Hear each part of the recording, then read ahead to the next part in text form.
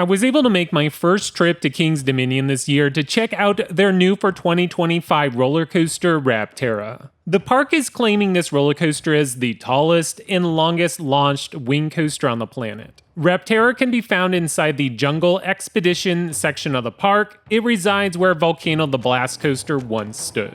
Designed by B&M, Rapterra has a height of 145 feet, track length of 3,086 feet, a max speed of 65 miles per hour with one launch and a total of 3 inversions. Since the demise of Volcano the Blast Coaster back in 2018-2019, we knew that the park was very interested in replacing the ride with a wing coaster. There was the original layout that was leaked a few years back that was a more subdued version. The ride featured a traditional lift with no launch like the version that we have today. Thankfully, that concept was scrapped for a more ambitious project. Before we get into this review, please do me a favor by clicking on that like button. Newcomers to my channel that love roller coasters, be sure to subscribe.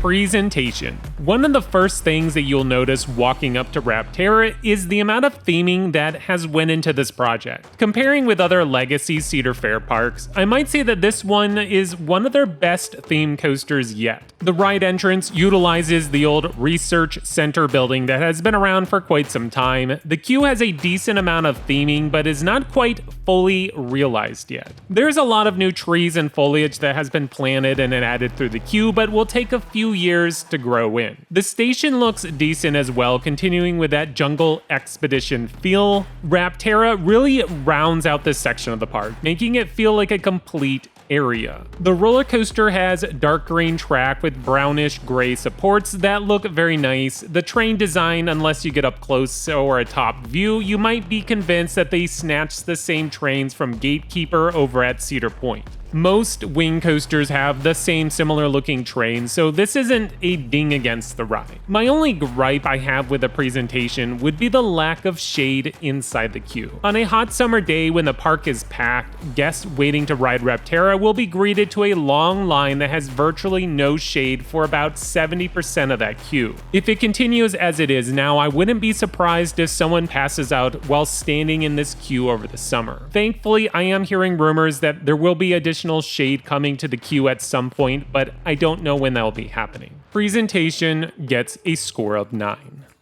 Ride intensity. Rapterra starts off with a turn to the right out of the station. The train continues to roll forward until you get that initial boost from the launch. There is no pause, you just roll right into the launch. After what I would consider a solid, forceful launch, Rapterra flies up into a wing over element. This is where you'll reach the highest point of the ride. Depending if you are riding on the left or right side of the train, this element will feel different. The coaster then dives back down and up into the first inversion, a dive loop. The coaster takes this element at slightly slower speeds so you can get a little hang time at the top, and I've heard some people say it's kind of like a similarity to the dive loop that you have at the beginning of most wing coasters. The next element looks to be a lackluster moment, but to me, one of my favorite parts. It's a twisted airtime hill that provides a little airtime and laterals as you twist to the left and exit the twisting hill to the right. The next element is a turnaround followed by a wave turn. When I made my analysis video, I thought this was going to be the highlight of the ride. Instead, it's somewhat forgettable. You get a little weightlessness during the wave turn, but it's instantly overshadowed by the following 3 elements of the ride. The next inversion is a corkscrew. This is a solid element that leads right into an airtime hill. This is where you will get the best airtime on the ride. Because of the vest restraints, I wouldn't consider it an ejector, but just nice solid floater airtime. The last element is a heartline roll, which the park is calling a Raptor roll. This element will provide some decent hang time before entering a turnaround that leads into the brakes. By far, the most intense part of the ride is the launch. I was surprised how forceful it was. Another part that plays into intensity would be the rattle. Rapterra, to be blunt, is not a smooth ride.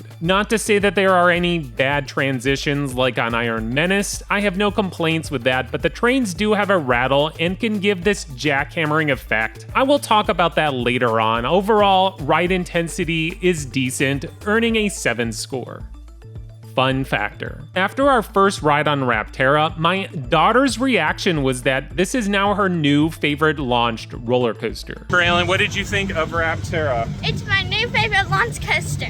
You can clearly see on her face that she was having a great time. Rapterra has a nice variety of elements that keep you engaged through the end of the ride. My biggest gripe that holds this coaster from being ranked higher would be that rattle. But again, we'll discuss that later on. For those who like a solid wing coaster with a punchy launch, we'll find lots to love about Rapterra. When it comes to operations, I was able to time a few dispatches. The ride averaged a dispatch about every 80 seconds, which means that this coaster is capable of sending a total of 45 trains in an hour. Looking at the dispatch board at the back of the station, I noticed once it said 40 trains were sent the previous hour, so 45 is a touch above. With this being a newer coaster, the ride is still working through its new coaster bugs, so don't be surprised if operations when you visit are not the same as I mentioned. With 45 trains in an hour, Rapterra can theoretically send 900 riders in an hour. I would argue that this is at peak performance, and its real average will be something closer to 800.